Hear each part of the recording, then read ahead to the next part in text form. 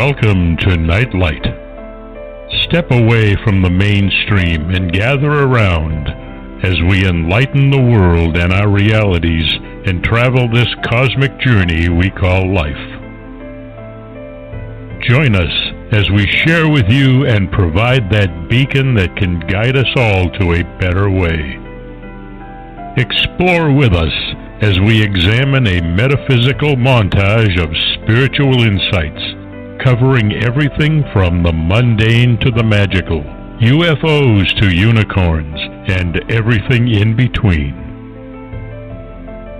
This is a time of awakening, of sharing and evolving, of spreading our wings and soaring on the cosmic breath of creation.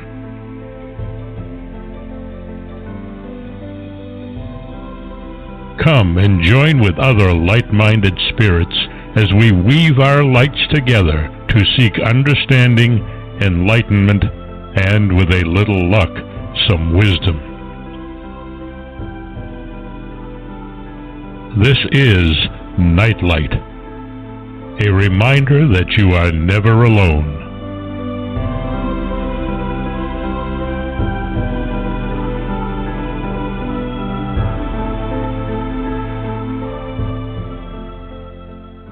Welcome to Nightlight, everybody. I want to thank you all for joining us, sharing your time with us, and going on an adventure with us into new and uncharted territories for some of us, and charted but not understood territories for others.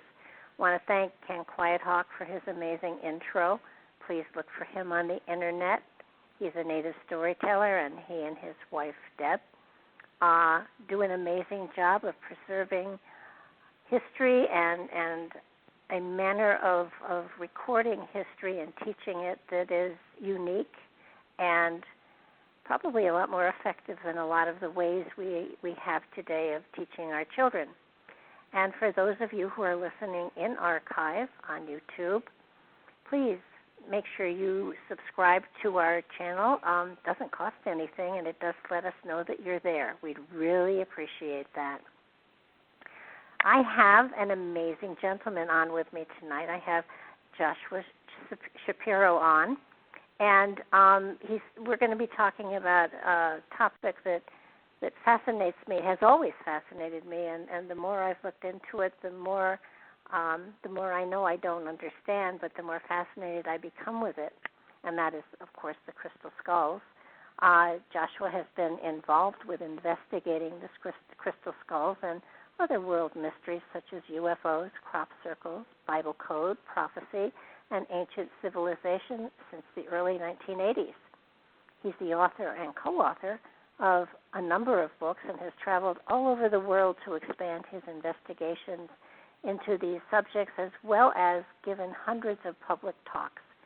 Today he lives in the Atlanta area with his Divine Light partner, Katrina, and they are the guardians of about 30 crystal skulls. He hopes in the future that the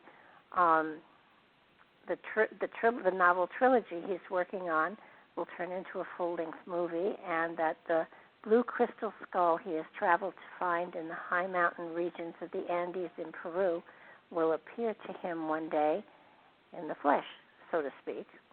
You can find him at www.crystalskullexplorers.com.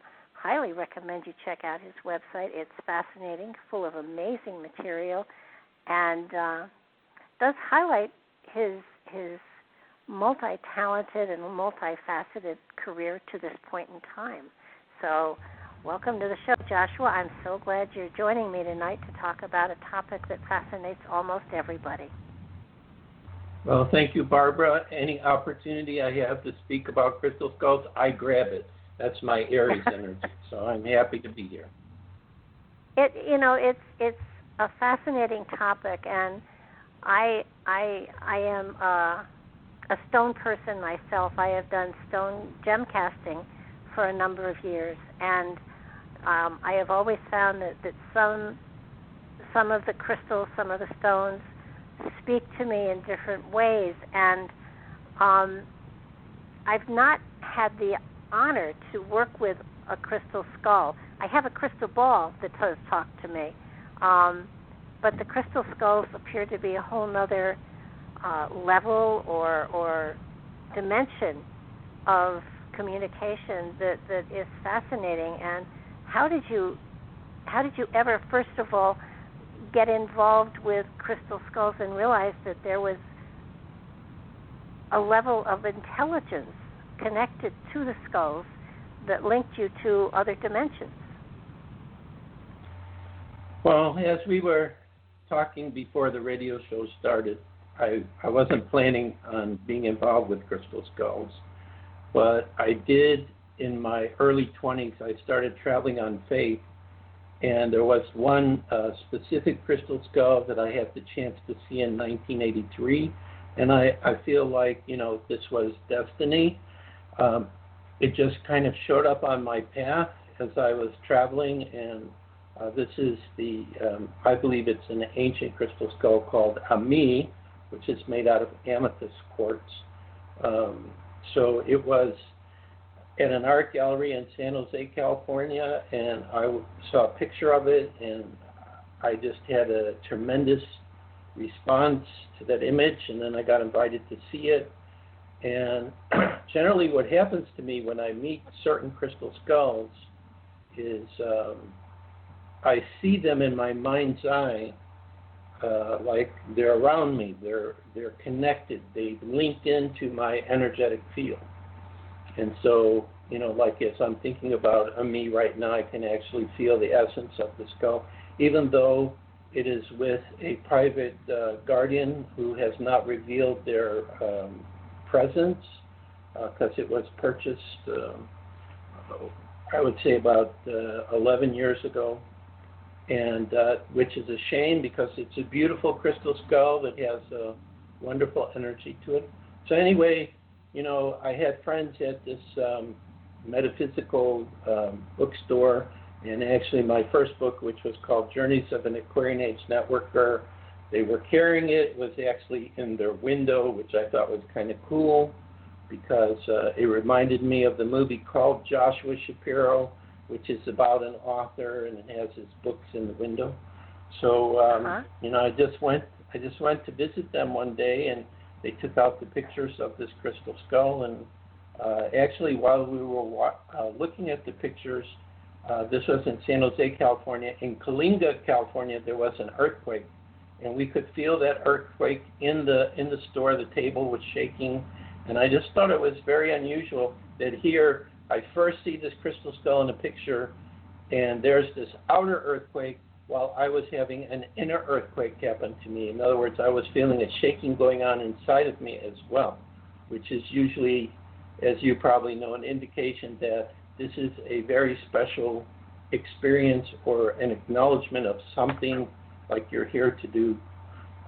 So this was kind of my introduction, and then eventually I got to meet this crystal skull in person, and I was able to touch it. I touched it on the top part of the skull with my right hand, and I could feel an energy go up. So it was like Ami was the artifact, the sacred tool, the living consciousness working through that skull. Feminine consciousness is what I've experienced. They probably recognized me on a soul level and said, I'm honored to help to remind Joshua and his soul that he's worked with crystal skulls before, and that he's made a commitment in this lifetime to share, whatever information he comes up with.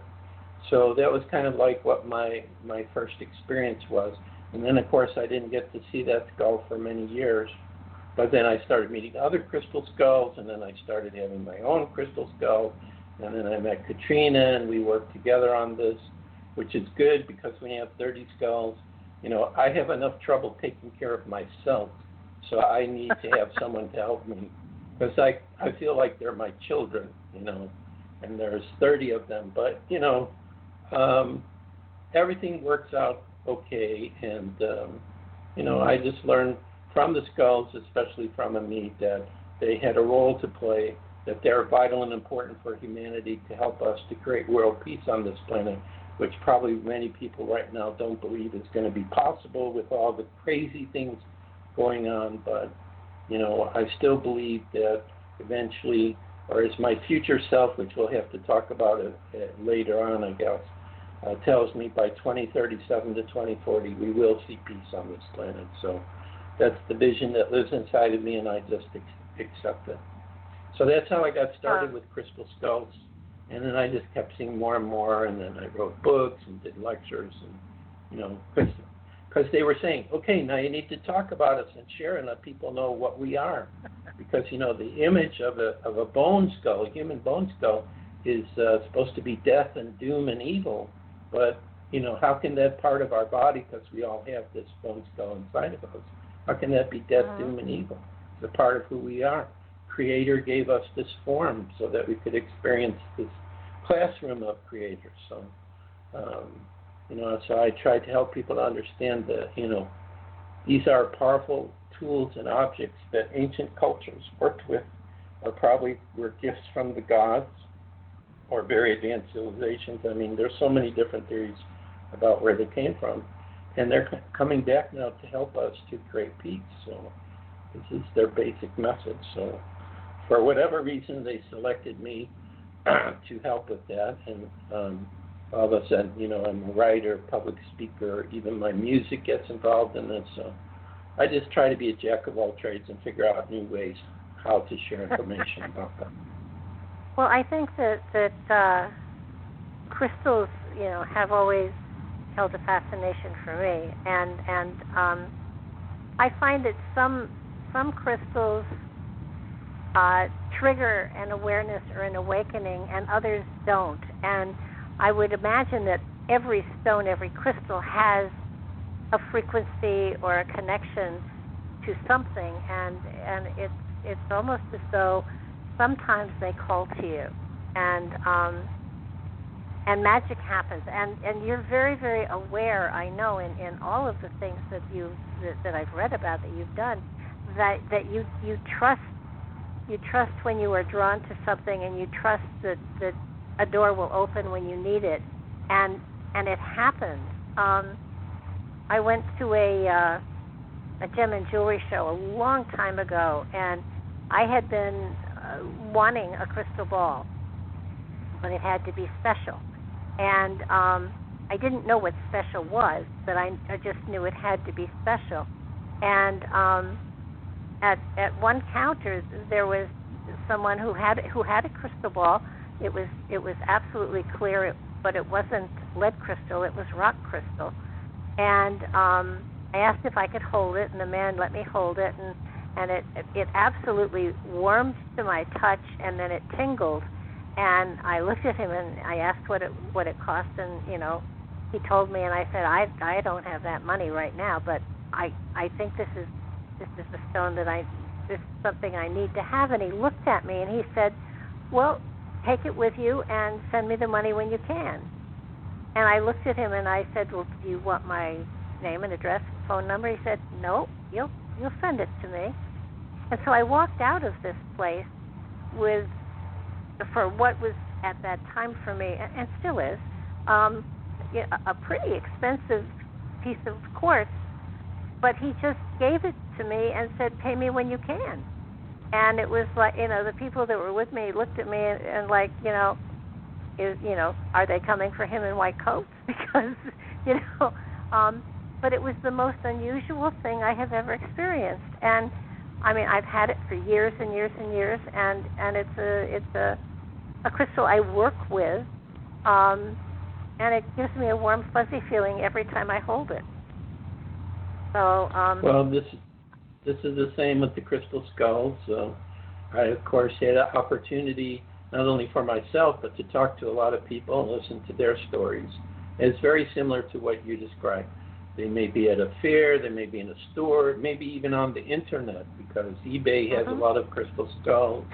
And then, of course, there's places like Skullis and other places where they have carvers and they make skulls. And even Katrina, too. One time somebody was selling a skull from Holland. I think she saw it on Facebook, and she just knew that skull was meant for her. And, I wasn't that drawn to it, but, each person has a different thing. Now that I now that we have the skull, and it's an older skull, it's what they call kind of a Tibetan-style skull, Tibetan-style skull, or they have other names for it, different skulls. I actually did a session with a woman I remember when we lived in Seattle, and I was channeling for that skull. So that's where I finally got a chance to meet the consciousness, the feminine consciousness working through it. And now I have a greater appreciation for it. So yeah, many people, this happens to them with crystal skulls as well. They'll be drawn to a specific one.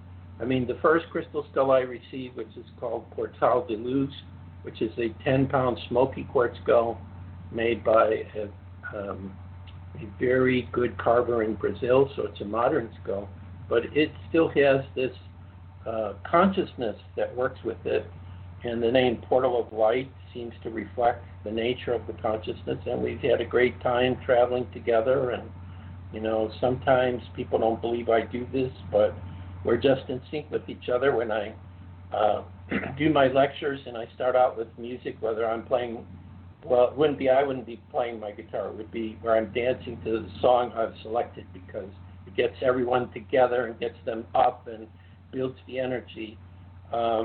People will watch me throw the skull in the air and dance with him in that way and never drop him. So each skull is different, the different energy for different people. People work with them in a different way. I don't think I'm crazy for doing it. That's just how the energy works for me. Plus it's an example of my essence as Aries. I don't want to do what anyone else does. I like to do something original and different. So that's part of our style. So, and each of the skulls we have, it's different. Rosalita, which is a 13-pound rose quartz skull that's like a human bone skull that was made by the carvers in skulls. She's very quiet. Portal de Luz is very noisy. He's constantly talking. Sometimes in the lecture I have to tell him to shut up.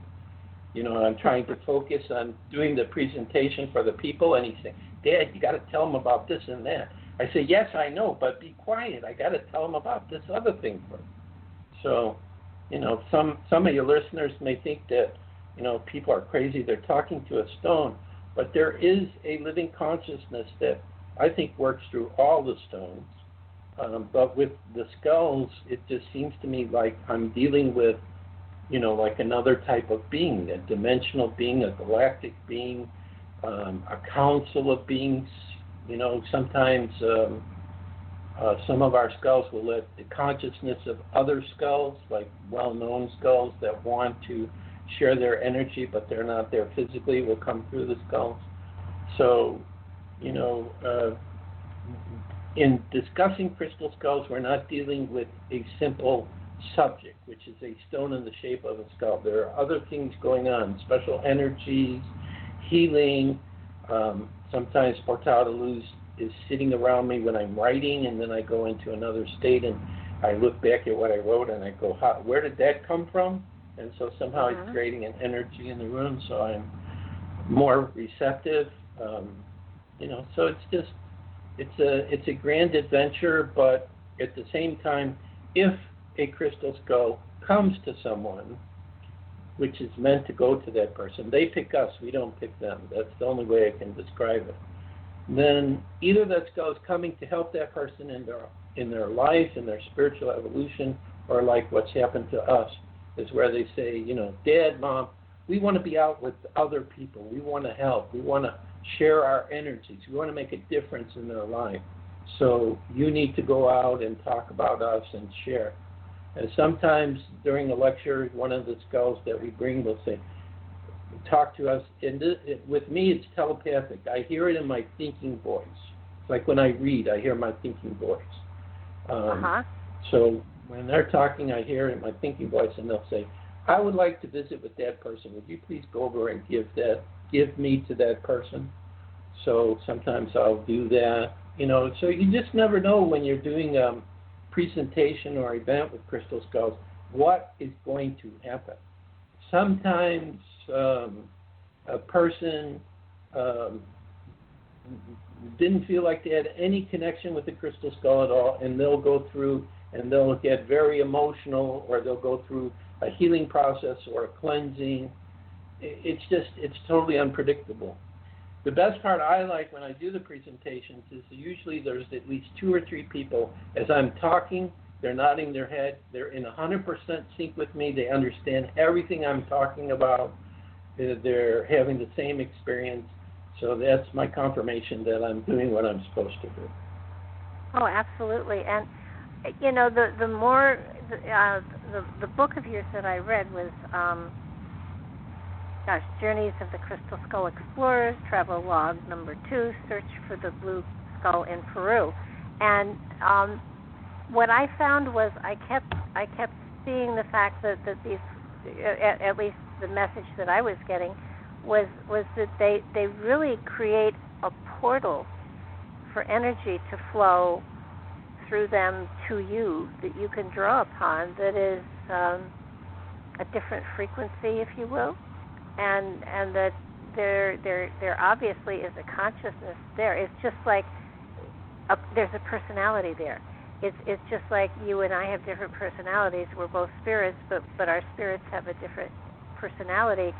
The stones have a spiritual essence as well. The crystal skulls do, and so whatever information comes through them is shaded slightly by the personality of the spirit that is opening that portal for you. Does that make sense? Yes. No, they're definitely help to create dimensional portals. This is why I think a lot of people, when there's a special event that comes up, you know, like June 21st, a lot of people are going to do special ceremony. People will actually bring their crystal skulls, because what they do is they amplify the energy, and they set up, as you say, these dimensional portals. There has to be some form of portal that's going on.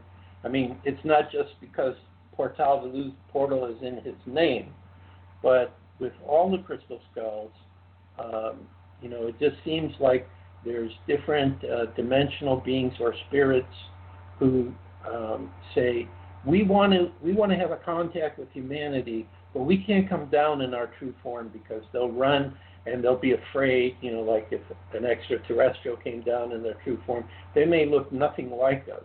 They may be the most loving being you could ever meet, but we're just not accustomed to them, and so we can't deal with their form. So I think what happened is, you know, one of their plans to help to awaken people to their spirituality is they said, okay, so we will either gift to humanity these crystal skulls, which are like living computers, or we will inspire talented carvers to make them in very specific forms, because, you know, you have some crystal skulls that look like a human bone skull, and you have others that are totally stylized, like this one I mentioned that Katrina found. It doesn't look like a human bone skull. It's stylized, but it still looks like a skull. So, you know, you have modern carvers now that are making animal skulls, they're making ET skulls, stylized skulls, but I think the whole point that you're bringing up is that this shape, for whatever reason, allows it to be a communication channel or a portal, so that, you know, the spiritual family that loves us, the galactics who love us, it gives them an opportunity to work with us in a way where it's not so frightening. Because, you know, we're looking at something that looks like us, and then they're taking on names, because we're used to, when we talk to somebody, they have a name, they're distinct, even though, you know, most of us who are studying spiritual philosophy come to understand that really everything that exists is part of one thing, which we call God or Creator. And we're just a piece of that that's down here to have a unique experience. So, but this classroom has taken on the reality of separativeness, whereas, you know, some of the galactics that are around us that are in higher dimensions in spirit, they have more of a sense of what that oneness is all about. So, you know, so anyway, the crystal skulls has become a powerful tool that can help you to understand yourself better, give you incredible experiences, and like you said too, they just hold these amazing different frequencies of energy. That's what quartz crystal does, by the way. It's a transmitter and a receiver of a multitude of different frequencies of energy. And if we didn't have quartz crystal, then this radio show wouldn't be happening, because our computers and all our modern technology is using quartz in order to greatly expand an electrical current and set up the binary conditions for the programming and the code. So it's pretty interesting. I am thinking of something that I'll probably forget, so I'm just going to mention it. There is a scientist who I do not remember his name, that I tried to talk to, who wouldn't talk to me, because probably by the fact that he said this publicly, and I saw a YouTube video. I actually have a free document that talks about him and the links to the video and other things. He said that when he was looking down at reality, he discovered in our reality that there is a binary code behind everything, which means that we are in a computer simulation. So I'm just going to throw that out to people. So it could be the crystal skulls, could be a part of, a connection with whoever made this reality that we're finding ourselves in. And I just think it's very interesting that, in the computers using the binary code, they're using quartz, and that this scientist, very respected scientist, who I wish I could remember his name, when you start getting older like we are, Barbara, your memory, you start losing memory of names. You know what it is, but you can't bring the name forward. But if somebody contacts me after the show, I can get them this free document I have, which basically talks about being in a computer simulation, why that may be so. Now, the other thing I'll say is whatever I talk about, I don't expect everyone's going to agree with me. I'm like an apple seed planter. So I just plant seeds and say, this has come on my path, and if you're curious or you want to know more, I'll tell you why I believe them. Well, that's a good way to be. And as far as memory goes, if you wait long enough, it'll become long-term memory and you'll remember it. Yes, as we get younger. Yes. But I want to go back to the consciousness part, because that fascinates me tremendously. Not only is a frequency coming through, but it's not just a frequency. It's full of wisdom and information and spiritual energy and all sorts of stuff. So it's not just it's not a channel it opens up. It's a repository of wisdom that it opens up. It connects you to a cosmic understanding of so much else that's out there, and it gives you the opportunity to apply that to your life and your journey and enhance it tremendously. So it's a wonderful tool to have at your to have access to, and the reality is, we don't really need to have things within our reach in order to connect to them. It's a matter of being comfortable and believing that you can do it telepathically, because it can be done that way. Certainly, your experience with the blue skull, is a testimony to that, because here you got a vision, literally, and you followed that vision, and it opened you up to amazing experiences. You want to explain to people how you became acquainted with the blue skull and the journey that it took you on? Sure, but let me come back to some points that you said before so it's clear. You talked about two different aspects of the crystal skull. One is a living consciousness, which is what's talking to the people through the skull, which has to be spiritual or dimensional. That's the way that I understand it. That's the way that I experience it.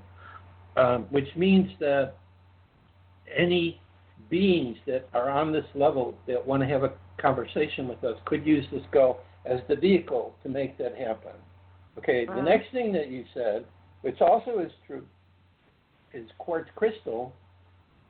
Like one of the things that comes up for some people with the skulls is when they start meditating with it, they will see holographic images inside.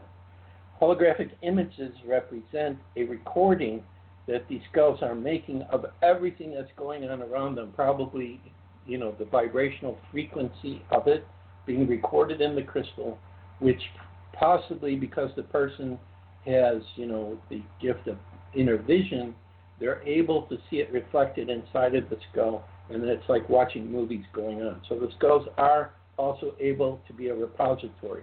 Like one time I went to Microsoft in Seattle, and I did a lecture for a few of their employees, and I said, you guys work with the modern computers, but here are the ones the ancient peoples used to work with. So I just thought that was interesting.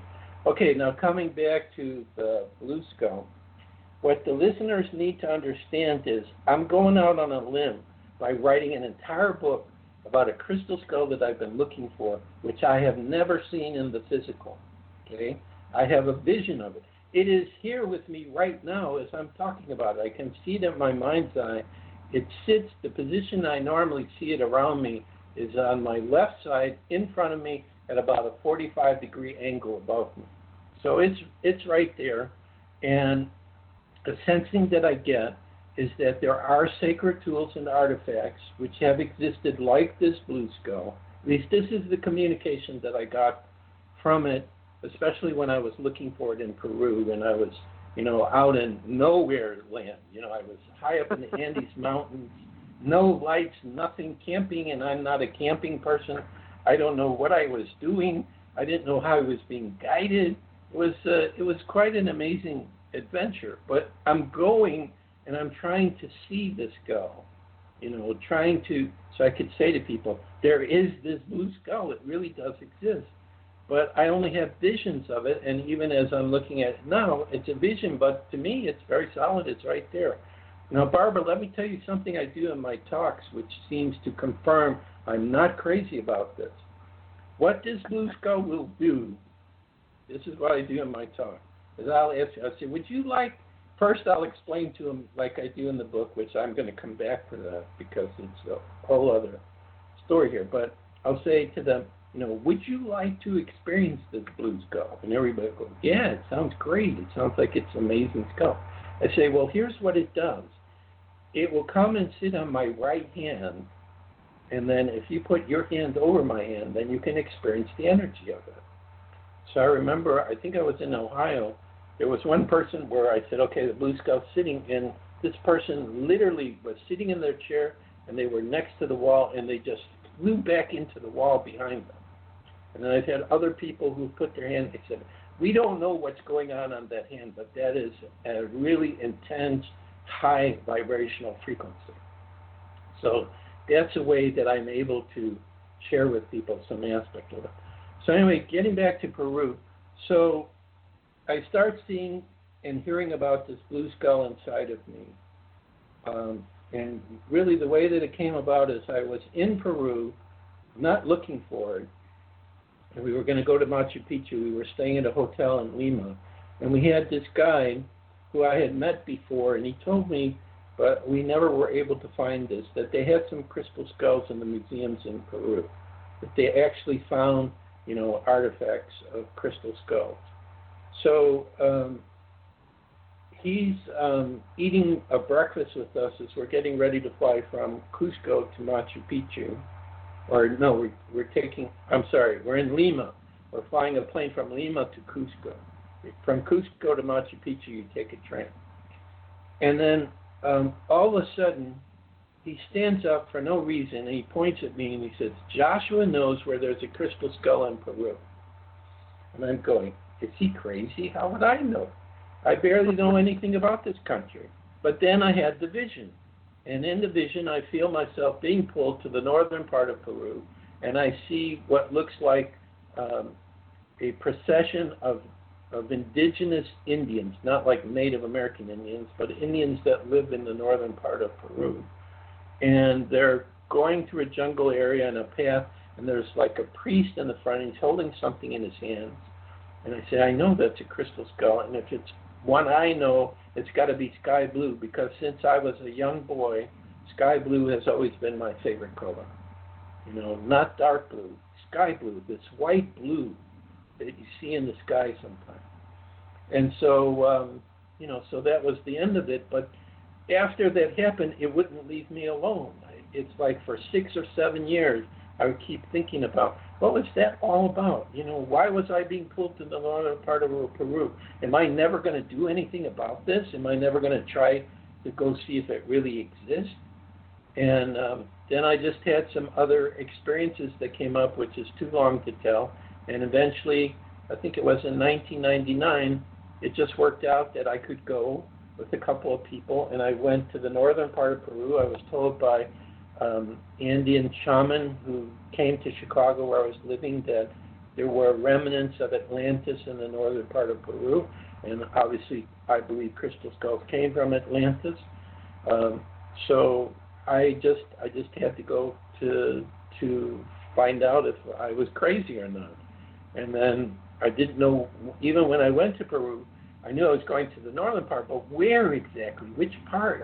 We would go to different sites of ancient cultures and ask the archaeologists and the work, have you ever found a crystal skull buried with these civilizations? No, we don't know what you're talking about. So nobody knew what we were talking about. But finally, you know, my hand was magnetically pulled to the map, and an archaeologist told me, you need to go to Huancabamba. What's Huancabamba? I never heard of it. It's a city high up in the Andes Mountains near the border with Ecuador. So this is how it happens. And then the next part, I think, which is kind of funny, is when we get to that city, then, before we went to the city, there was a youth hostel we stayed at, and this woman kept telling us about the main shaman of Huancabamba and wrote a letter for us. And so I thought, okay, this has got to be the place because I get to meet the shaman, and the shamans are the ones that know about these sacred tools. So we set up a meeting with the main shaman, and first he talked about, you know, the healing they do and the herbs and the ceremonies and everything, invited us to go with him to ceremony. And then finally I got my turn, and I had all these pictures of crystal skulls, and it was like, this was my moment. You know, either I'm crazy and I've wasted all my money coming here, or, you know, this shaman, anybody would know about this blue skull. It's got to be him. And he had no clue what I was talking about either. So it just worked out that we went to the place that they were going to do the ceremony, and that's where I needed to go. And that's where I had the contact, you know, the visions and everything, high up in the Andes Mountains in the sacred lagoon where they did their ceremonies. And it just, you know, went from there. And I went there 3 times. And each time I had a different vision with this blue skull. Now, somebody might say, well, okay, so you've seen it. What does it look like? Could you describe it to us? Wouldn't that be a good question to answer? Well, if anyone has ever seen a picture of the Mitchell-Hedges skull and see how close it is to human bone skull, that's how I saw that skull, except it was a translucent sky blue color. Totally clear, had a movable jaw, looked human-like, and I'm guessing, you know, was similar. There is a possibility related to the Mitchell-Hedges skull that there can be other skulls that are of different gemstones or different quartz. Now, this blue skull, I don't even know what material it is. There is a blue quartz that has been found in Siberia in Russia, which I actually had a cross made out of that was gifted to me one time, or I purchased it, but that was more of a purplish color. And aqua aura is where they put gold in quartz and it'll turn blue. It's sort of that color, but I haven't seen a piece of quartz exactly like how I see this sky blue quartz. So, but it's you know, about human-sized, movable jaw, totally translucent, and it is a life unto itself. Okay, it's totally alive. It's totally aware. It will communicate with you telepathically. That's how it does it with me. But the thing it's telling me, it's reminding me, which it's told me before, is humanity's not ready for it. the vibrational frequency of the skull is really, really high. And, I don't say that to impress your listeners, I must be doing some special work with spirituality. It has nothing to do with that. I think the only reason why I'm having connection to this is I've worked with this skull before in Atlantis and Lemuria.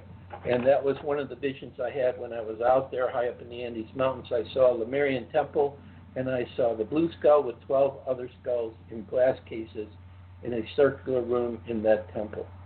And they were all different colors, and it was very powerful.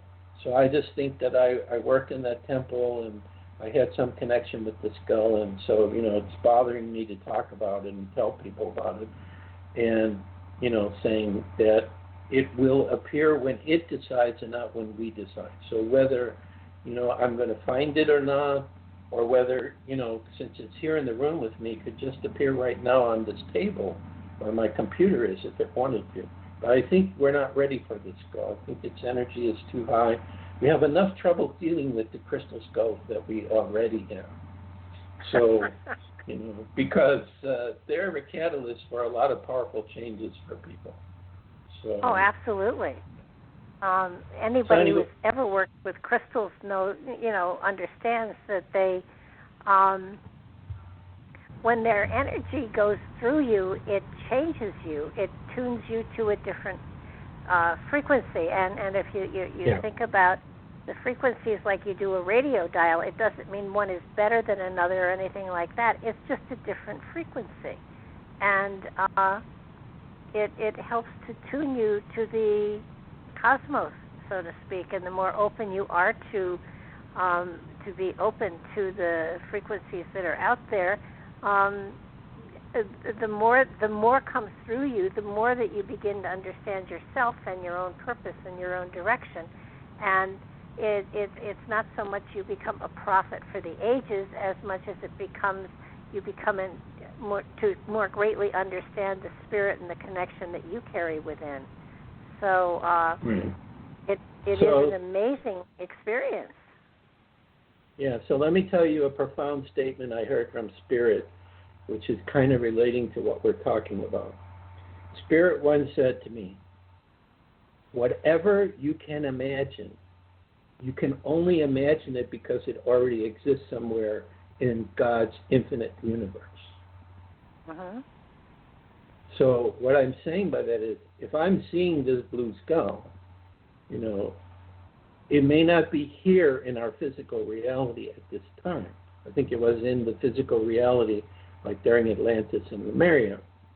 But I think because humanity digressed, and now we're going on an upward swing again, even though it doesn't look like it with the madness happening right now, then these sacred tools are getting ready to come back.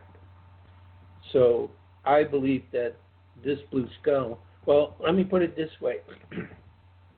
One of my guides is who I will become in this lifetime in our future. And he says his name is Argus.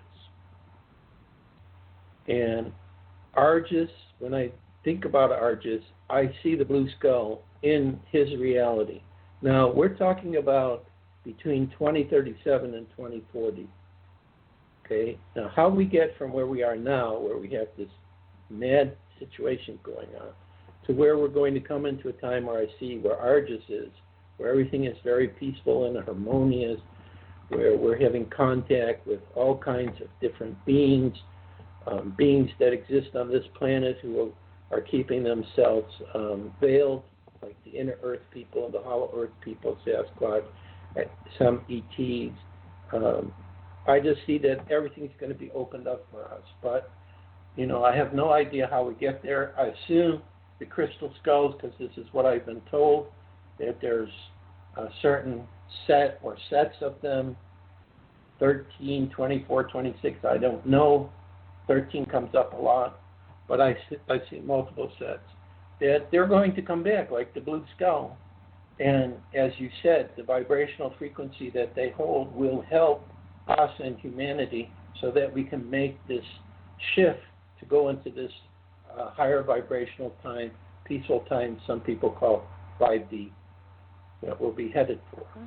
So with the Blue Skull and with Argus, those two things, and Argus has written through me, there's something on my website where Argus is talking about the future, that when I read it, I go, I can't believe I wrote that when I was in Brazil. But that's what came through me, so I think it was from my future self. And also because Brazil has a very high frequency as well. And Portuguese is my second language, and I have no idea why it's my second language. So it's got to be a past life thing. Maybe I was connected.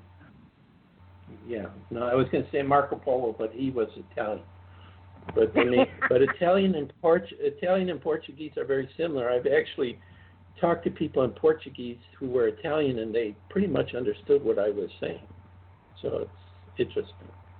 So there's all these different things that are going on. So anyway, Argus is this future self, and I see the Blue Skull around him. So I'm thinking that, eventually within maybe the next 5-10 years, I have no clue when that might happen, that these higher skulls will start manifesting and come together at a certain place, and could be a catalyst that literally shifts our planet into a higher frequency.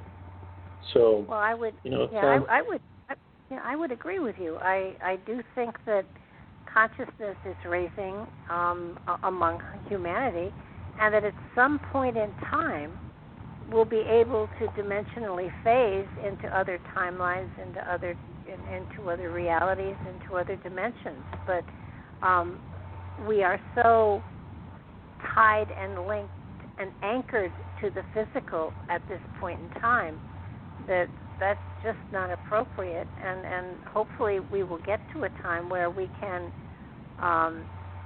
allow ourselves to actually do that phasing, because it's so much easier than space travel. Yes, definitely. Well, the inner voice said that because we are raising our frequency, this is why all these crazy things are coming out. The higher vibrational frequency is pushing it out. It's been behind the scenes, and now this has to come out for us to move forward.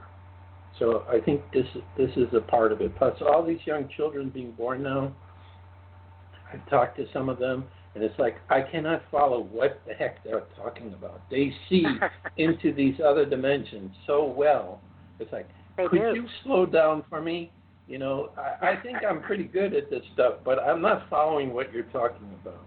So could you slow down and try to say in simpler words what you're seeing or experiencing? So we have a lot of these young children being born now that are very advanced as well. Call them star children or crystal children or whatever you want to call them. But, so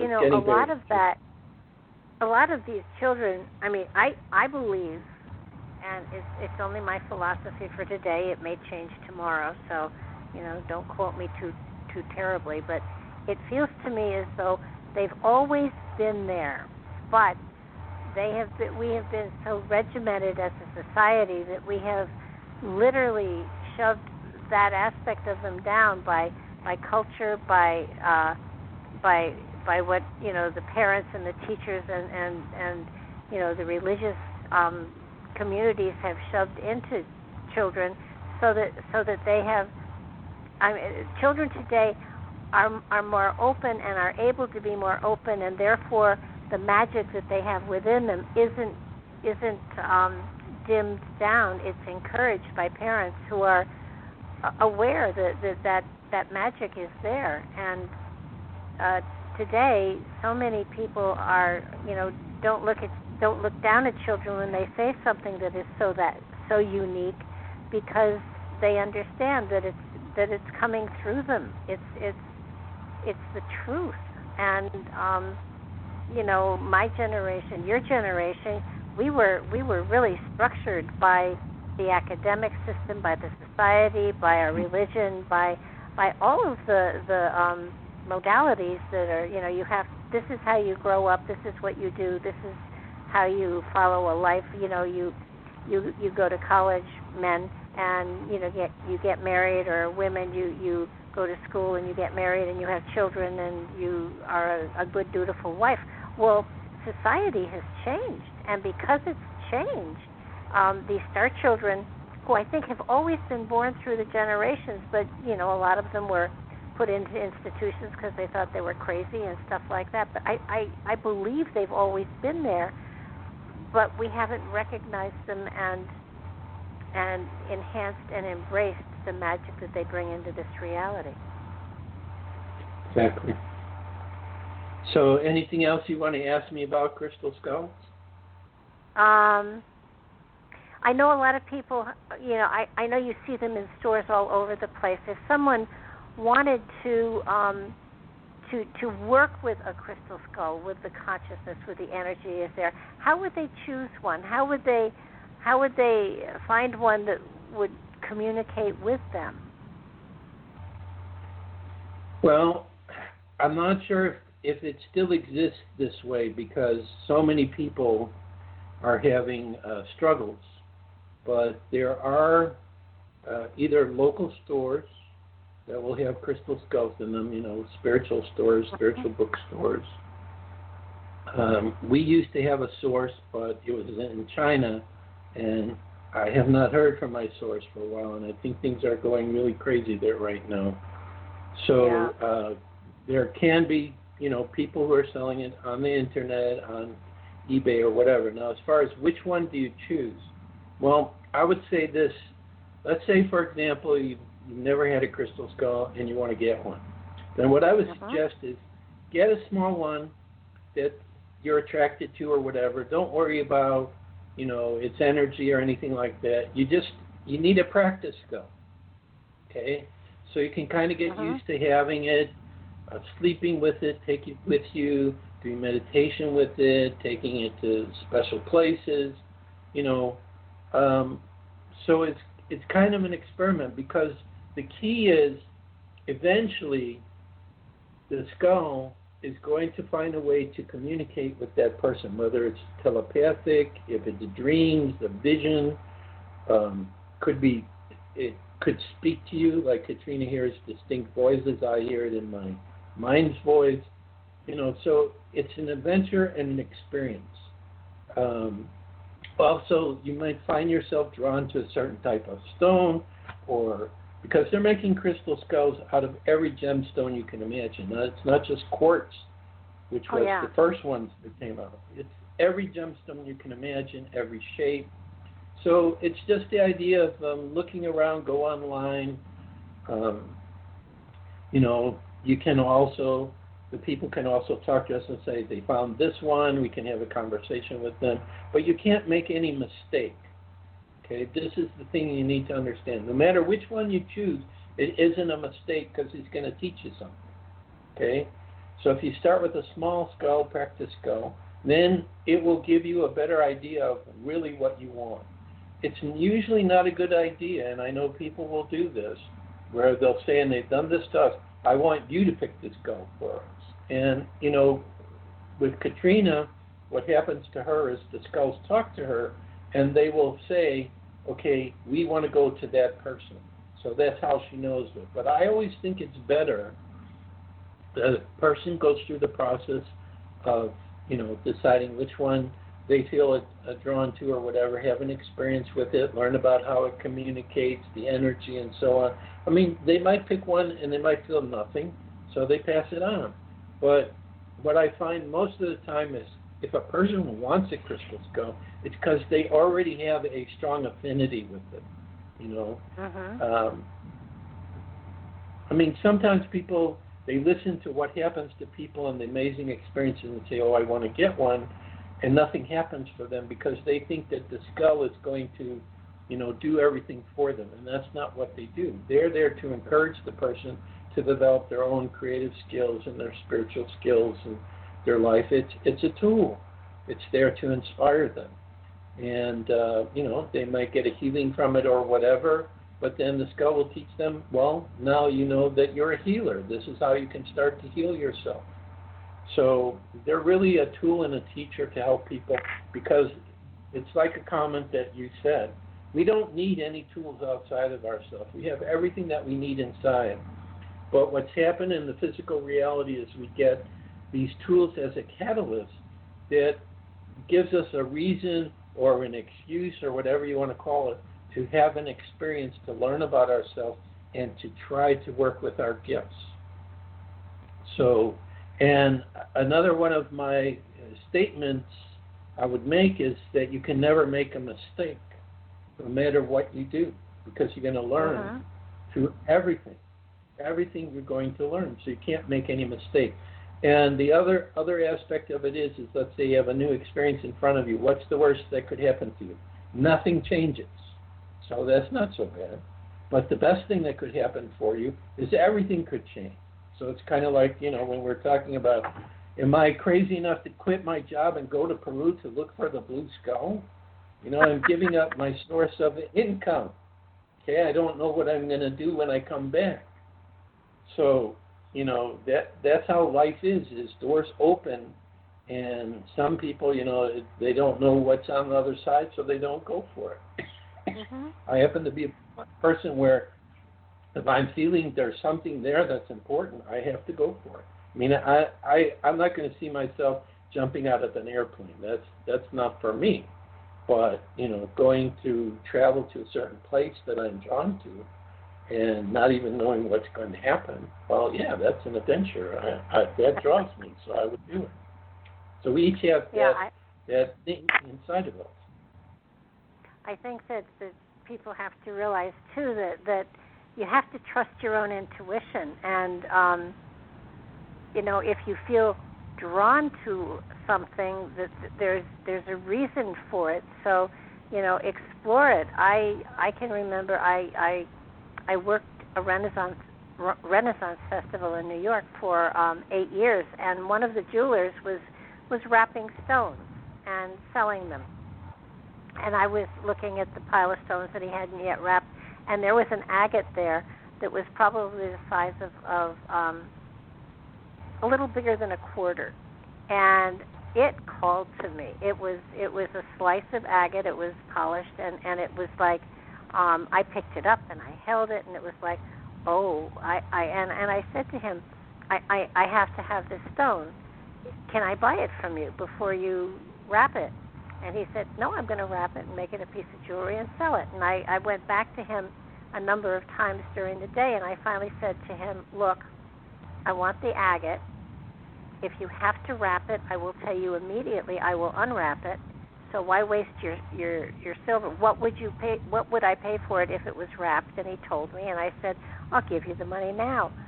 And that stone has been in my gem pouch for probably 25 or 30 years, and almost every person that looks through the gemstones that I've got, that I work with, will pick it up and go, oh, this is so, I love the feel of this stone, and it's a slice of agate. It's but it has an energy. It feels as though it's a portal, and so it doesn't have to be a crystal skull. It could be just a stone. But if it for you has that energy, it has awakened within you the portal that you need to get to where you need to go. So don't. But a crystal skull is nice too. Let's not say don't go for crystal skulls. But understand that there are lots of different portals that you can touch into in a lifetime, and if you find one that wakes up a part of you, work with it. You can always add to it. Look at this crazy man who has 30 crystal skulls at home. I mean, and each of them opens up another kind of portal for energy, for wisdom, for knowledge, for cosmic understanding, and for growth. So that it's a matter of where are you drawn, what draws you, what opens up a part of you to a greater understanding that's on another side of a dimension that you can't see. Exactly. So, and one of the other things that you mentioned also, which I find fascinating, and I really wanted to bring out here, I personally feel that the element of creativity is very important to the spiritual growth of an individual. And you have certainly utilized a lot of different manners of creative energy that have enhanced what it is that you do and your communications and things like that. You do writing, you do music, you use music in your meditations. You find music that takes you to that magical zone where everything works. And I think it's important for people to realize that any form of creativity is another form of opening up those channels that exposes you to the spiritual magic that you carry within. Franz Liszt, who's known as one of the great classical composers, that's basically what he taught his students, is that if you have a gift of music, you're a channel for God. And that's why he tried to support many musicians who were struggling at the time. And he just had these hands where he could do things on the piano that no one else could duplicate. The reason I bring him up is because I think that he's one of my guides, and I have the Crystal Skull theme song that I wrote, which is, if anybody wants to hear it, I have a version of it on YouTube, or I'm playing it on the guitar. The last part of it was definitely inspired, and it's just singing about the one family and where the melody came from and everything. I think he somehow had a hand in this, and I know at one of my trips to Peru, something to do with music was involved with him as well. And then he also told me, which you'll have to get the Blue Skull book if you want to find out the answer to this, of a lifetime I had as a musician where I went to that gravesite. And I'm pretty sure that that was one of my lifetimes, and that's probably why I feel music is so important. Like, some of my most powerful meditations have been with Portal de Luz, listening to a piece of music that totally resonates with me. What has happened to me, which I think is important, is that when I hear music, my body wants to move to it. And like you said, when we were brought up and we were younger, and we were taught when we got older that we don't do those kind of things because it makes us look very childish. But what I have found is that as I totally let myself go into the music and just, dance however it moves me or whatever, even if I look ridiculous, it doesn't matter. That energy is so magical. And it just shows me how other creative people, like people who are actors and singers or whatever, some of them do the same thing. They get out of their own way and they just let the energy of the universe express itself through them. And we hear this beautiful music or healing music or whatever. So I've been surprised sometimes certain people will come up and the Crystal Skull theme song, and it really touched them very deeply in the heart. So it's just interesting. But yeah, I agree 100% that we all have a creative gift or creative gifts, and part of it is when we allow the energy of the universe to come through us with our gifts, we will experience the greatest happiness and joy possible, because we will be expressing the creator inside of us. So, and being spontaneous is also important. Don't try to plan it out. Like, one of the things that happens to me is, like, I have my song, but I'll never play it the same way. I'll always hear a different way to play it every time. So I just go with that. And why is that? Because, every time you speak to a different group, the collective energy there is different than it was from the group you spoke to from before. So, again, and even what I talk about, the stories or whatever, I try to be spontaneous in what I share. So I'm doing that too, I guess, as we're talking, is, certain things come up as we're discussing it, and I'm hearing, oh yeah, you got to talk about that. And I say, okay, I better do it now or I'm going to forget. Well, I think since we are a creation of the Creator, our purpose is to create as well, not to replicate, but to create, so that allowing ourselves to create and to build upon the creation we have within us is we become a part of all creation instead of we become a part of it instead of the result of it. So that as we create within our lives, we're adding to that energy and creating other creations that will go beyond us. And I think so many people negate out that part of their lives, and I think it's a part of. I personally believe it's a great part of the spirituality and how we enhance it and how we expand upon it. You don't have to, you don't have to paint the Sistine Chapel, and you don't have to compose, an opus, but so long as you are getting joy out of what you're doing, that's being part of creation. And when you let people negate it or judge it, it takes away a little bit of the magic. So I personally don't care what people think. So I'm with you too. I don't worry about if someone likes or they don't like. It's I expect that's going to happen because I think it's impossible as a human being that you're going to like every single thing that goes on here. There are going to be things that you resonate with, that you enjoy, and things that you don't. But the thing is not to judge. Like if you see somebody doing something you wouldn't do, well, maybe God will work through you as a catalyst that you'll say something or do something to get the person's attention, but that person has the right to be themselves and do what they want.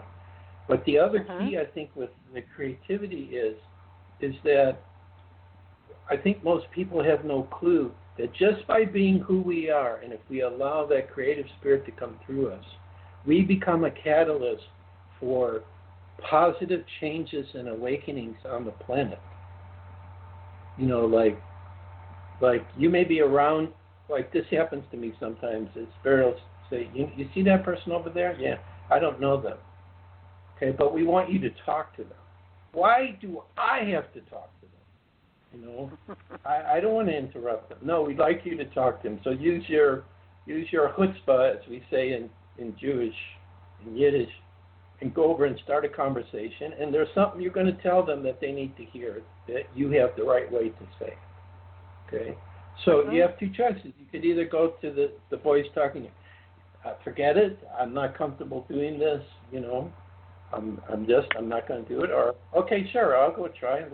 What's the harm? Maybe I'll meet a new friend, or maybe something I say or do will help that person, and then that person will touch other people who will touch other people who will touch other people, and there'll be a chain reaction. So you just never know when you're being creative or being spontaneous, how is it going to impact the people who are around you? You just don't know. And I'm of the Captain Kirk philosophy is that if there's something I can do that's going to make a difference for someone, then I'm going to be there and I'm going to do it, even if it's the most crazy thing that I've ever done in my life. If it might help or inspire someone, why not? So, and that's usually what happens too, is as we allow ourselves to be who we are, we do inspire other people, because people will look at it and say, well, if he can do that or she can do that, I could do that. I think that person's having a lot of fun. They're enjoying themselves. Or like I saw a YouTube video once where the young people were at a music concert, and this one crazy guy got up and he started dancing really weird and strange. And all of a sudden, a couple other people joined him. And before you know it, within 2 or 3 minutes, like almost everybody there was all dancing together. He was the catalyst to just awaken everyone. And the most powerful experiences I've ever had is, like when you're with a group of people and you're going into this creative state together. Like I have one friend in Holland. I don't know how he does this, but he's the only guy I've ever been able to play my Crystal Skull theme song with. It's like I don't have to worry. He heard the song one time, and it's like what I'm doing, he's doing it with me. It's in perfect alignment. So that was my experience of it. So that's how I figure how musical groups work. They have such an alignment with each other that like they know what the other people are doing and what they're going to do and how it's going to all merge together to work. So this is another thing I think that's important, is the more that we are ourselves, the more we become a catalyst that can help to bring out the best of other people. Oh yeah, I think I like this. I think it's important too to remind people that they are the manifestation of the masterpiece of the spirit within, and that our obligation is to constantly be open to the changes that masterpiece becomes as we grow spiritually and as we grow within ourselves, so that not only are we obligated to create, but we have to remember that we are a creation that is constantly evolving. And right. You know, sometimes people forget that, and I think especially today it's important that people get to know themselves better, get to know themselves more deeply, and understand as best they can the directions that they need to go in. And often it's taking whatever situation you're in and looking at it and saying, how am I growing through this experience? And very much like the shutdown that we've had, what a wonderful experience we've had to be able to take time off from everything and get to know ourselves better. Exactly. No, and one. You know, not. One. Go ahead. Right. Now, there's one statement that came to me. I don't know if I was talking to God or whatever, but I was asking, trying to understand the simple truth. Why are we here? You know, a lot of us ask this question. Why are we here? What difference does it make that we're here? So the voice said, Creator, which is inside of each of us, has the ability to imagine every conceivable reality that exists on all levels. And now we're talking about far beyond our universe. You know, we're talking about other dimensions, spiritual dimensions, angelic realms. The Creator has the ability to imagine everything, because the Creator is infinite mind. But I said, okay, that's fine, I understand. But what does Creator receive from us? What does Joshua Shapiro do for Creator? I get to experience through each of you everything. There is no good, there is no bad, there's no evil, there's no right or wrong. There's just the experience of being you. So it means that you're happy with who I am, regardless whether I'm doing well or I'm doing poorly. Oh, yes, I want to experience all that. So I don't know if the listeners understand what I'm saying. It means that whoever you are, whatever you're doing, this is Creator's one opportunity to experience who it is to be you. Now, I also believe there are parallel Earths, like the TV show Sliders show. Parallel Earths, where there are other pieces of us that exist that are making different choices. You know, like, for example, there might be one parallel Earth where I met Katrina and, you know, we did not come together, you know, and those two people are very unhappy. So we have other aspects of ourselves that can make different choices and different decisions. This idea of parallel dimensions, parallel realities, parallel Earth has been talked about in a number of different television shows and movies, etc. Stargate SG-1, Samantha Carter, remember her explaining this to the people about it? Oh, yeah. So this is Creator's only opportunity to experience each of us as the unique individuals that we are, without any judgment, without right or wrong, just the experience of it.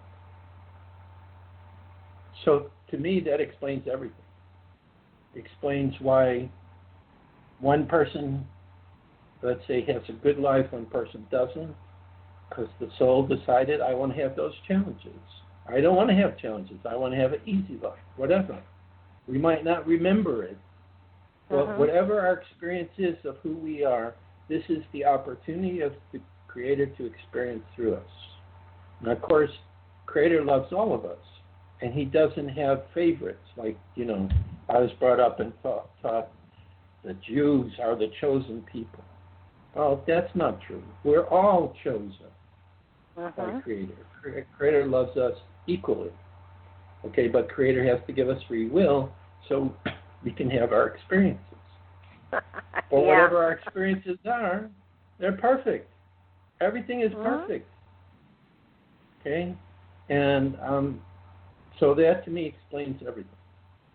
So what I've noticed is, as I receive these messages and I follow what they say, for the most part, my life hasn't really had a lot of major challenges. Mostly it's been, I guess I chose the challenge of money.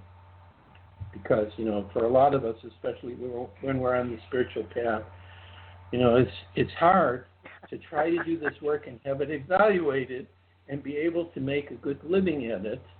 Because on the other side, we say, well, it's not really about the money. It's about the service. But we live in this physical world, so we have to find the balance. Okay? So, but that's been the biggest challenge. But then that challenge, is very strange, and I'm not saying this to brag or anything, but it shifted as this virus thing came up. We went from struggling to having a little bit of extra, so there isn't so much of a struggle like there used to be, based on circumstances. Yeah. So I'm not sure what that's all about, but I'm not complaining. But no. Well, it's been a Yeah. No, I have found that if you're on the right path, and it's a wide path, so there are a lot of side roads and everything, so it's hard to be off the path totally. But if you're on the right path, things seem to fall into place for you. And if things are not falling into place, it means it's not time for them to fall into place. It's real simple. It's like it's not time yet. So maybe this is your time to learn patience. Maybe this is your time to declutter your mind and your spirit. Maybe, it's like everything is perfect, as you said earlier. And it's sort of coming to an understanding of the fact that you are not on a single life's journey. You're on a journey of eternity as a spirit.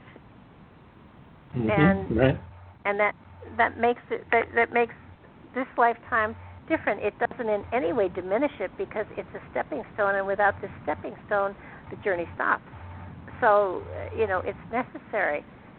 I think spirituality is something that is being embraced by more and more people, because they understand that it's not instead of, it's alongside of their belief systems. So that it's being a spiritual person, you can be an atheist and still be spiritual. So I think we're coming to a time where spirituality is something that people will embrace, enhance, and pursue, because they don't have to give anything up in order to be spiritual.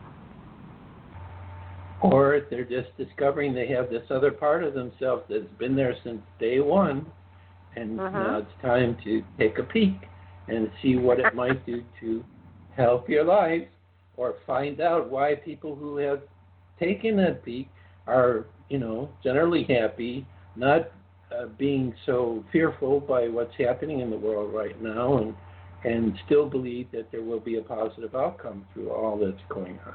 So, why do you think there has been the upheaval, the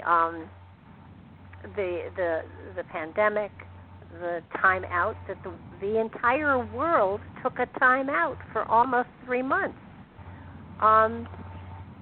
Why do you think that has happened? It's never happened before in recorded time. So not as long as we've been alive, that's for sure. Well, yeah. And it's a long time. Yeah. Well, before I answer your question, I need to say a couple of comments because I've been talking with different people about things, and some people get very upset when you give them alternative ideas and don't follow what the media is saying. So what I want to say to people is what I'm going to express is my personal understanding, what I've received, let's say, from my inner guidance, from spirit, from trying to, what's that word? I can't think of the word. It's driving me crazy. It'll come eventually. It's a personal view. I don't have, like some people say, well, we have a whistleblower we know or somebody who knows what's going on behind the scenes. But what I did is I talked to Spirit or God, and I said, well, first of all, when it started and the pandemic started and everything, I said, something's not right here. We're not being told the truth. Okay, that was the first thing that came to me. Now, maybe some people will say, no, Joshua's crazy. You know, they're keeping track of all the people who are sick and everything, and they're giving us good advice of what we have to do. But for me, on a personal level, I just felt like, you know, this is the way I looked at it. So first of all, for the pandemic itself, right? Mm-hmm. Are you there? Yeah, I'm here. It doesn't appear to me that it was created a natural occurrence. It felt like it was manufactured. And we still haven't received a good explanation about where did this come from. So this was one thing that, you know, I'm just looking at it and I'm going, they're really not explaining this well. And the other thing I told to Spirit is I said, let me watch the right videos and listen to the right people who are going to give alternative perspectives on this.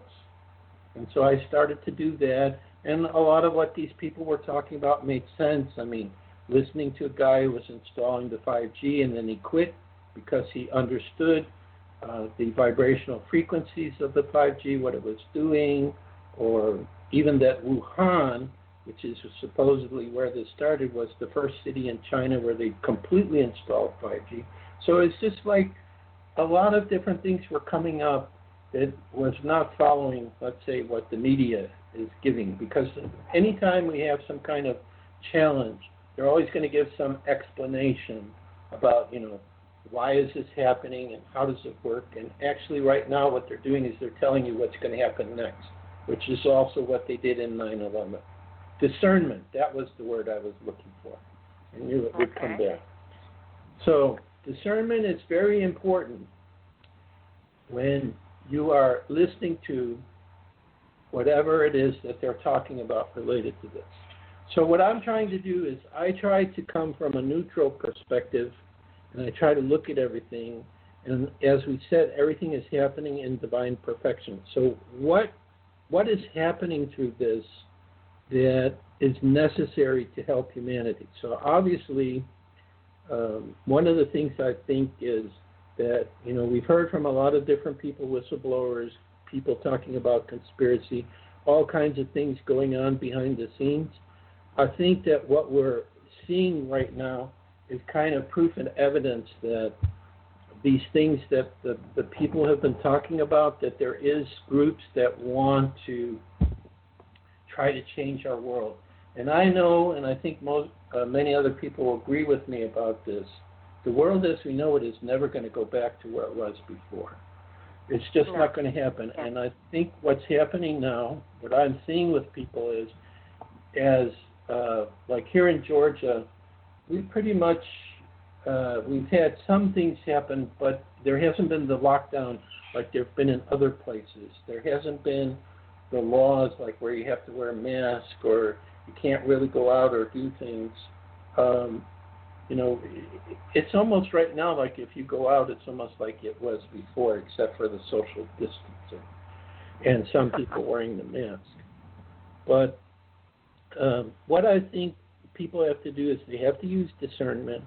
They have to understand that probably this is happening on one level because the systems that we had in place, which we took for granted and thought they're going to be there forever, they really were not functioning properly. They were not dealing with people in a way of respect and honoring people and everything. There was agendas that were going on behind the scenes. And I think what's happening is through this experience that's coming out, people have now some free time. They have an opportunity to see what might those agendas be, what might be the purpose of what's going on. And in another way, like you said, it's also giving people an opportunity. What do I do with my free time that I have? Maybe I need to start a different profession, because what's happening right now, a lot of people who have small businesses, I don't know if they're going to survive this. So it's just like everything is being shaken up.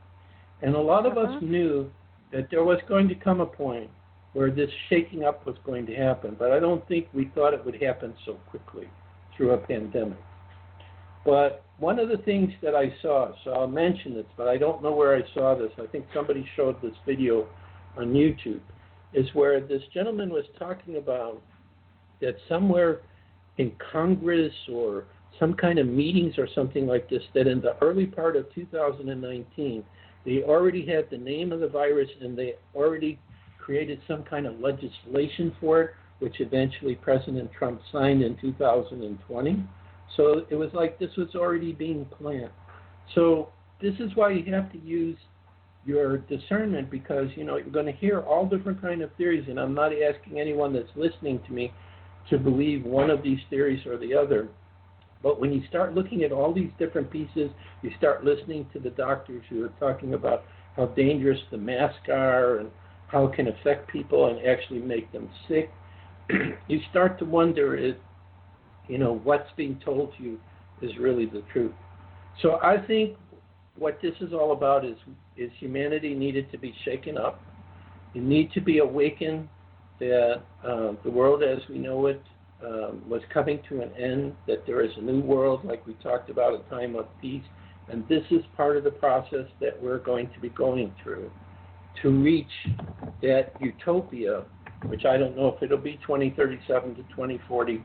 I can't say that. I don't know if Argus is talking about it correctly.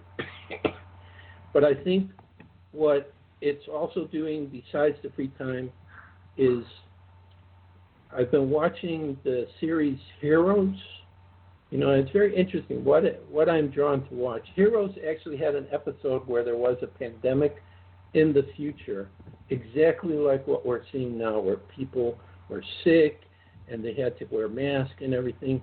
But in the TV show Heroes, people have special abilities. So I'm thinking that maybe through this situation that we have, maybe it will be the catalyst that will bring out some of the special abilities we all have that are from our God self or our divine self. The only thing that I haven't seen from all of this, which I'm waiting for, is if there is some kind of sign of, because it seems almost overwhelming what they're proposing has to be done because of the pandemic, the loss of freedoms that we might have, that we may be forced to take a vaccine which has God knows what's inside of it. So the only thing I have not totally seen is like if there's, because, well, let me put it this way. I was talking to a person in Australia, and this has just started, and out of my mouth came, and I wasn't thinking this. It just came out of my mouth. This is going to blow up on the people who are perpetuating this.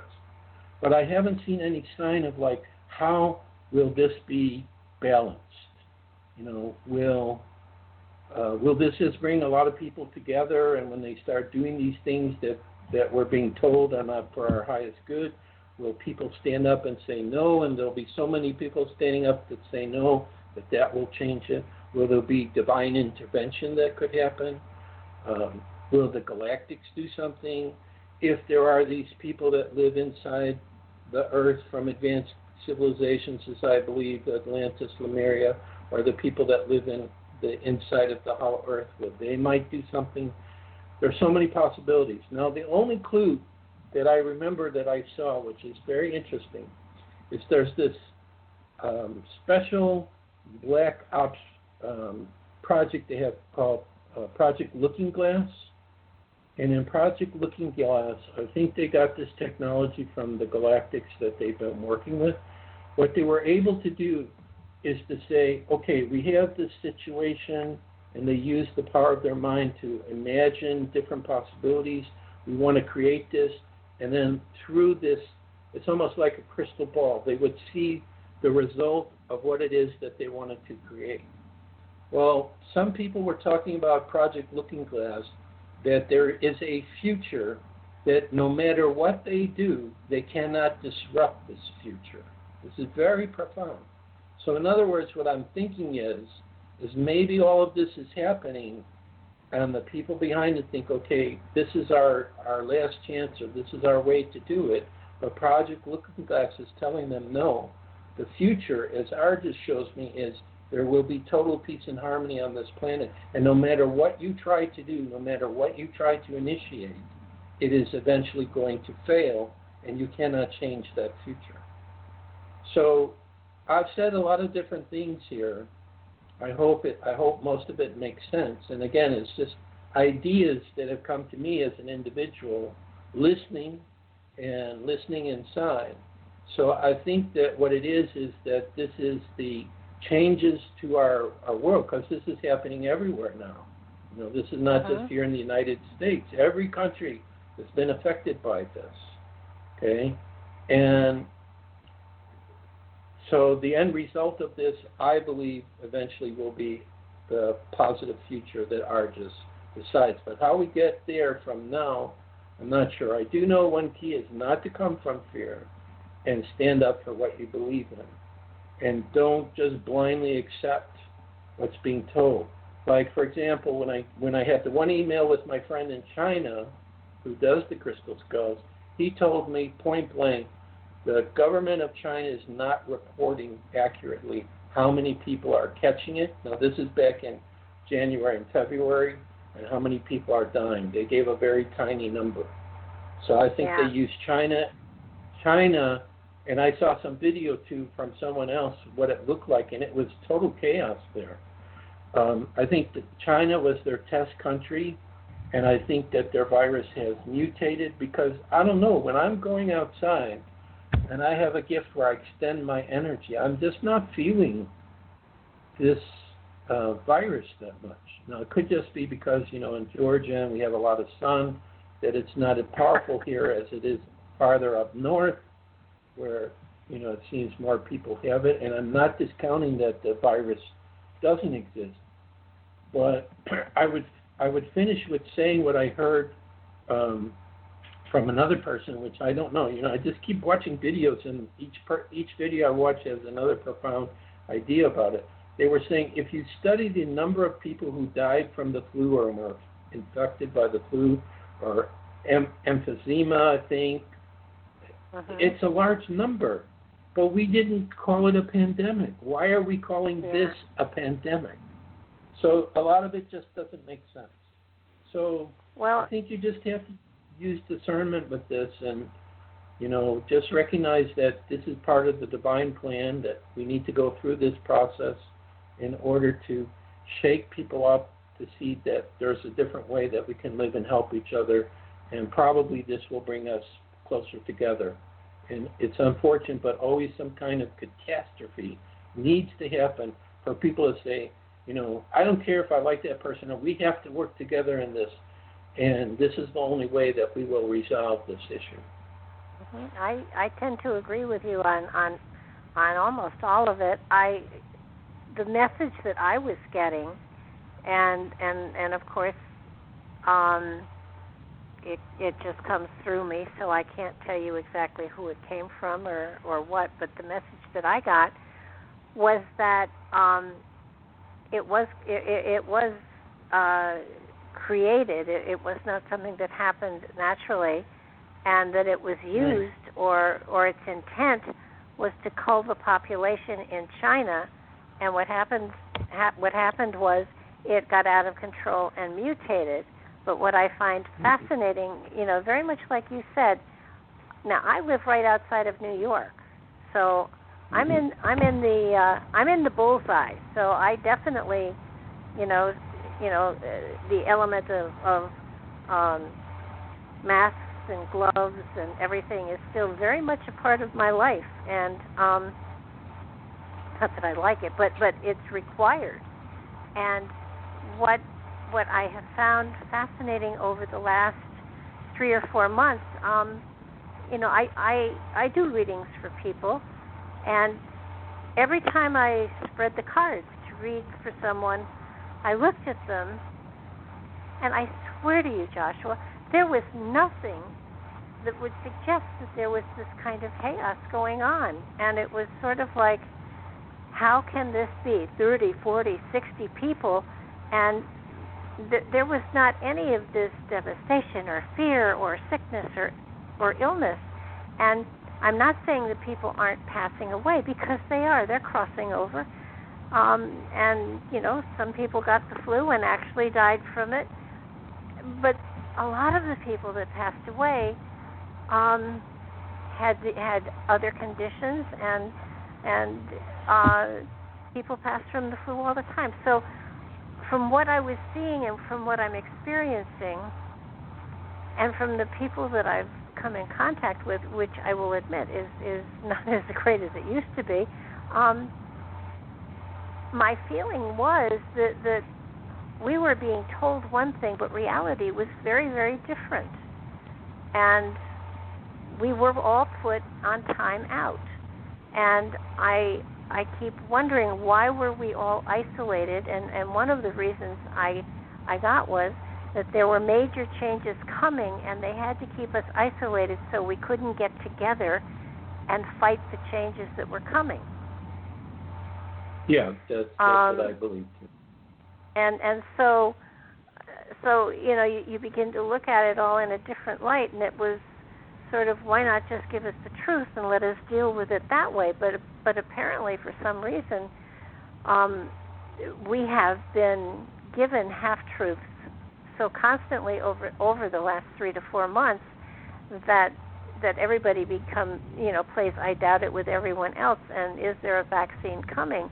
Yeah, there is. But but personally, and this is just my opinion, I wouldn't trust it. Not worth a darn.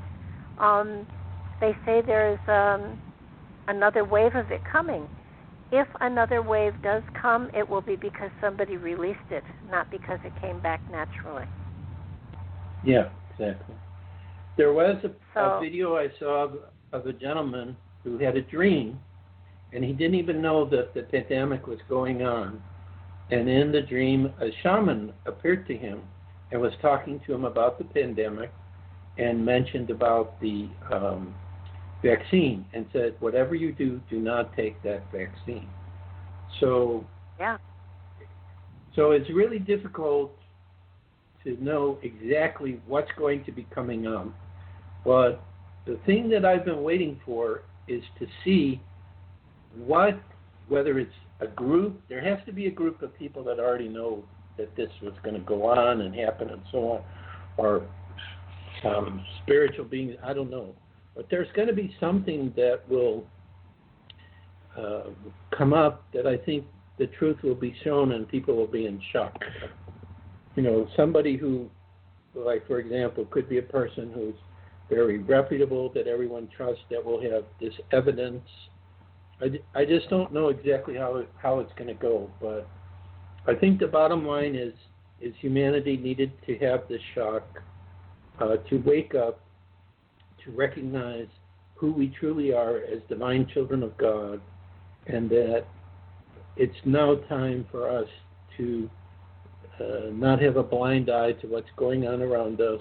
I mean, it's the same thing with the black men who are being killed by police officers. This has probably been going on for a long time and kept hidden. All these situations are coming forward. So I think the bottom line for me, if I'm looking at everything, is that what we've been told by whistleblowers and conspiracy people, those people exist and they're showing themselves right now by what they're doing and all their pieces that they've been doing behind the scenes. They're going to try to put them together right now. And somehow this will not work itself out the way that they want to. But I have no clue on that. I don't have any, special source or idea. The only clue that came to me is watching Heroes with the idea that maybe this is the catalyst that brings out our special gifts and abilities, like what we see with the actors who have these special powers. It absolutely could be that. I think that one of the three things maybe. I found it fascinating that with if it was as widespread as they said and as infectious as they said, why is it in the Senate and the Congress only 2 people or 3 people actually caught it? I find that very strange. I'm not convinced that it was that a lot of the deaths that we're seeing were really caused by this virus. I am kind of overwhelmed by looking around, and what I'm being told is not what I'm seeing. And and because we've been so isolated, the only thing we have to rely upon are the news shows and programs, and yet we all know that they're all controlled by big pharma and stuff like that. So, we could be seeing the death throes of big pharma, among other things, because nobody is going to trust big pharma anymore because of what's going on. I would think. I don't know for sure, but that's where I'm going with it. I am so overwhelmed by the fact that we're watching. I've often said, and this is one of the biggest illustrations of it. I feel like humanity are pieces of a massive game, and we don't know what the game is, but we're being moved around by puppeteers.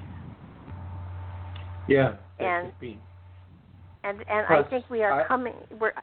I think we're coming to a time where we're going to say, wait a minute, and not pay attention to the manipulation that's going on, and there will be a massive shift. But as with everything where we have to rebuild a system, some of the system has to be taken down before we can rebuild, and that's what I think we're going through right now, a realization that we are being lied to by so many in power, and we put them there. It's our fault.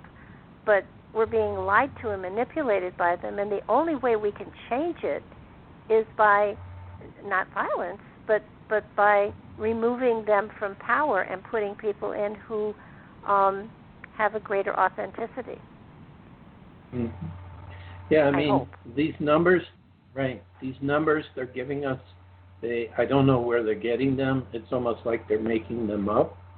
And also the same thing when they test someone, they didn't really explain how do they decide exactly if the person has it or not, and can they make that up too? So, well, I have an opinion. I have an opinion on that though too. When they're doing all this testing by taking a swab, I think they're looking for Rh negative people. I think they're looking for a part of the population, and that the testing has nothing to do with do you have the virus or do you have the antibodies. It has to do with your DNA, and I think they're looking for a certain part of the population. Could be. So anyway, hopefully your listeners, I'm sure everyone is thinking about what's going on and trying to understand it. Perhaps some of these different perspectives have given some thought. I would just encourage anyone listening, if they feel the same, like something's not right or whatever, There's a lot of great information that's being shared on videos through Facebook and YouTube. People who are really knowledgeable and are experts are talking about what they know, and gives you something to think about. Now, Katrina wants to ask me, why am I paying attention to all this information? And I told her that for me, I need to know it because as new aspects of the pandemic or new situations come up, I'll already understand and know about this and will not be totally blind. In other words, because they say, okay, now you have to do that. No, I'm not going to do that because I know what that's really about. So it's having the knowledge and the information, and I really honor these people, who are coming out and sharing this. The one thing that definitely has been happening, which certainly is a sign, is when people, especially about the vaccine, make a video that speaks against it, all of a sudden those videos are taken off and disappear. So logical sense would say, well, somebody's trying to prevent, the discussion of the vaccine to talk about really what's going on, and they're trying to eliminate that. So, but I do agree with you. I think, like you said, I think this would be the basic conclusion, that the system we have, it's not working anymore. This is, even though we may not agree with whoever these people are and what they're doing, it has to come down, it has to be transformed. It's the same thing like with our money.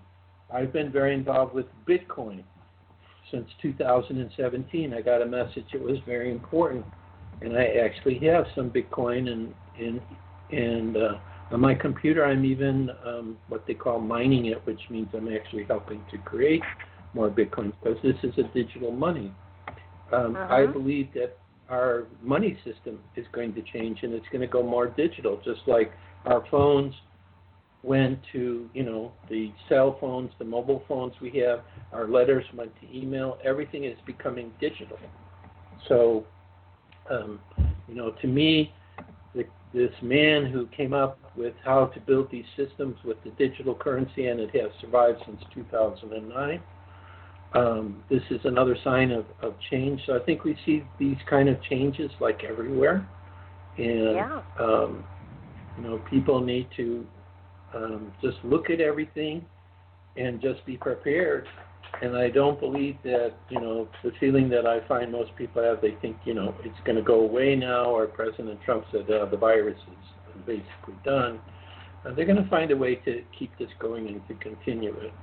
And that again in itself, right? And that again in itself is another sign of, kind of what's going on. So it's just an awareness, but there are a lot of good people out there that are telling their information and stories that they know. So if you really, if you're interested to hear the different perspectives and then make up your own mind what you believe, the information is definitely out there.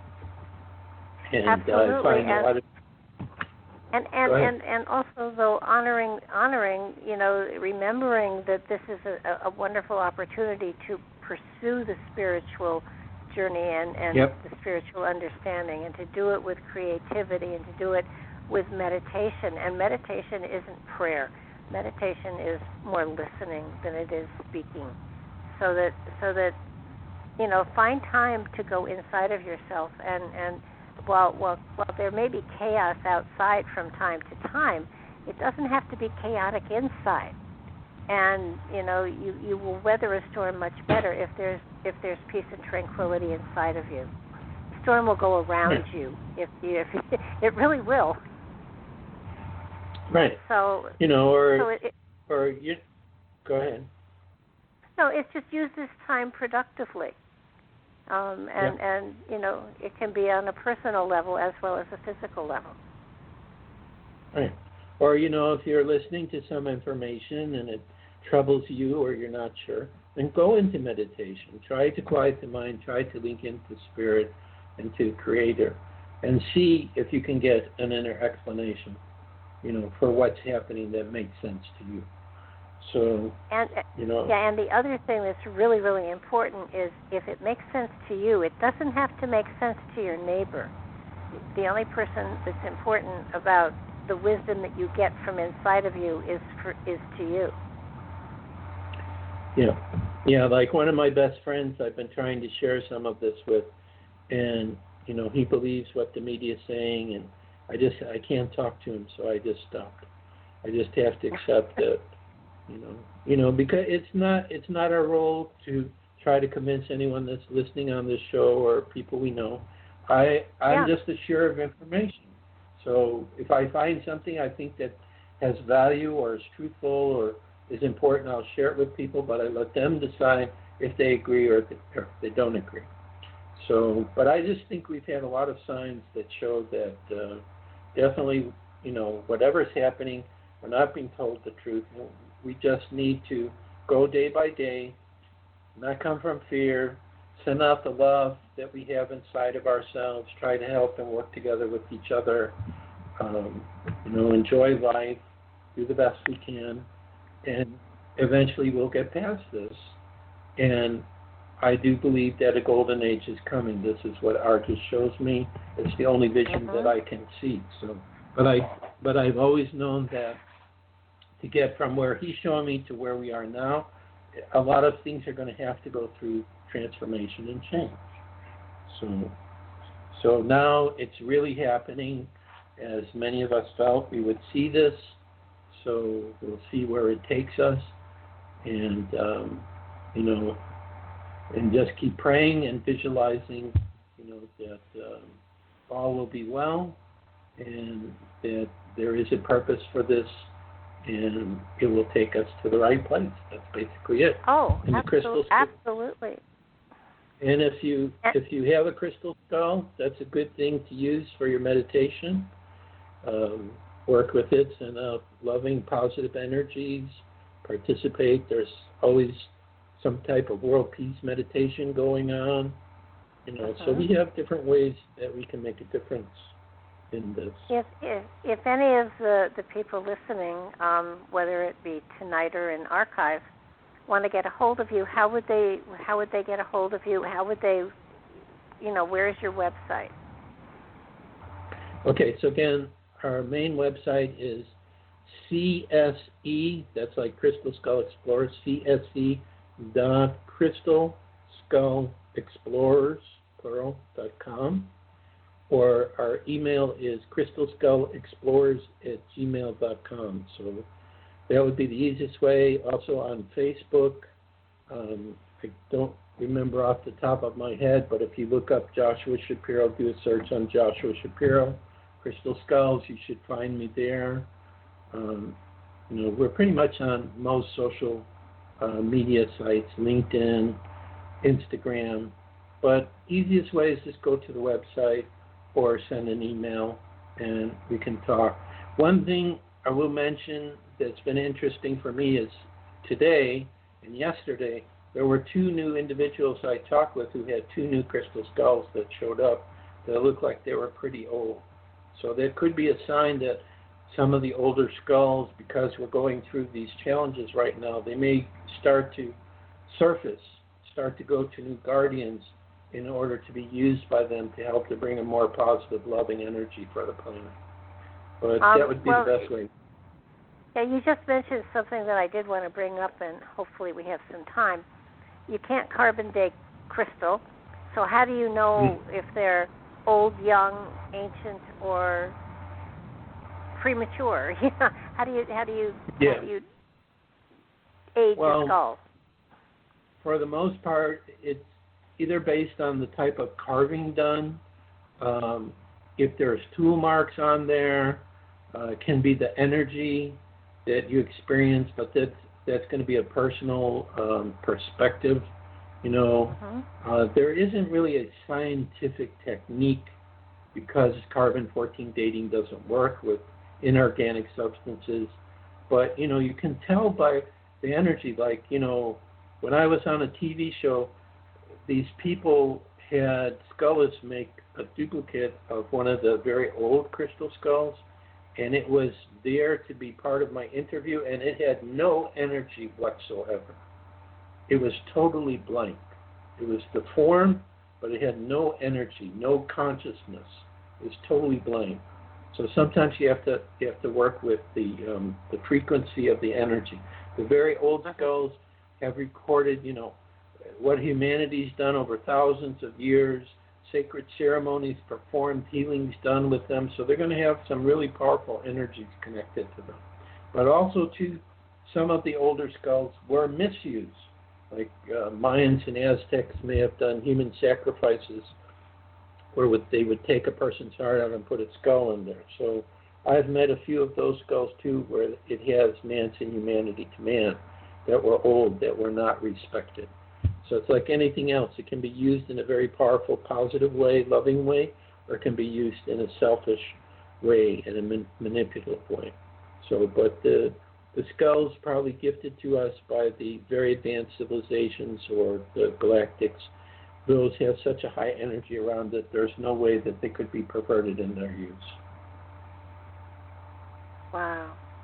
Well, I certainly totally respect everything you've done, and the book that I read was just phenomenal. So I do recommend people take a look at his books, because it shows you how following intuition and following inspiration that comes from inside of you can take you on a journey that not only is enlightening and entertaining, but spiritually expands you tremendously. And the more you follow these inclinations, so long as they're legal, it enhances you as a person, and it is a celebration of spirit in a way that is quite profound, and especially in your case with the dancing, not necessarily traditional for sure. But I think that your book is amazing. I think the work you've done is phenomenal, and I think the message you have for humanity is certainly one that it's important that everyone take a look at within themselves and find where they are and where they need to go. So I want to thank you so much. This has been a profoundly wonderful experience for me. I love talking spirituality with people, and unfortunately, it gives me a high. I probably will not sleep tonight because of it. But it's so exciting. It stirs up the juices. So you want to kind of go out and do something profound. And at 11 o'clock at night, trust me, there's nothing profound outside for me. So I want to thank you so much. This has been such a pleasure, and hopefully I can get you back on again sometime soon, and we can go further with all of this. It would be my pleasure. Thank you, Barbara, for having me, and I hope to your listening audience that there were some insights, whether it's crystal skulls or spirituality, that may be of benefit for you. But if you have more questions, please feel free to contact us through our website or email. We love talking to people, and whatever we can do to help makes us happy too. So that's what it's all about. Okay, well, thank you again. And for those of you listening, again, if you're listening in archive, please subscribe to the YouTube channel. We really like to have those numbers, and it does let us know that you're out there listening. Good night, everybody. Stay well and stay happy. And I would go looking for something that resonates to you that you can tune yourself to and share in an experience of other dimensions, spirituality, and awareness. Good night now.